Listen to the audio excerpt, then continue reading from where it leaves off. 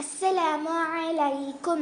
Today I am going to recite Surah Kahf, ayah number 40 to 42, with meaning.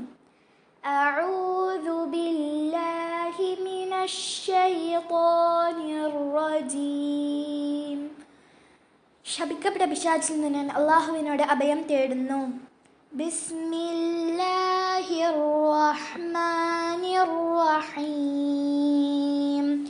പരമകാരുണികനും കരുണാനിധിയുമായ അള്ളാഹുവിൻ്റെ നാമത്തിൽ.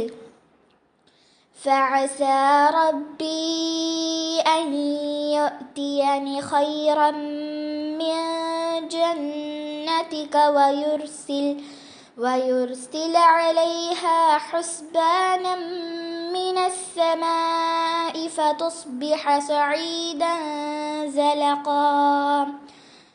നിന്റെ തോട്ടത്തിൻ്റെ നേരെ അവൻ ആകാശത്തു നിന്ന് ശിക്ഷ അയക്കുകയും അങ്ങനെ അത് ചതുപ്പുനിലമായി തീരുകയും ചെയ്യുന്നു എന്ന് വരാം. ഔ യുസ്ബിഹ മാഉഹാ ഗൗറൻ ഫലൻ തസ്തതിഅ ലഹു തലബാ. അല്ലെങ്കിൽ അതിലെ വെള്ളം നിനക്ക് ഒരിക്കലും തേടിപ്പിടിച്ചു കൊണ്ടുവരാൻ കഴിയാത്ത വിധം വറ്റിപ്പോയെന്നും വരാം. وأحيط بثمره فأصبح يقلب كفيه على ما أنفق فيها وهي خاوية على عروشها ويقول يا ليتني لم أشرك بربي أحدا. അവൻ്റെ ഫലസമൃദ്ധി നാശത്താൽ വലയം ചെയ്യപ്പെട്ടു.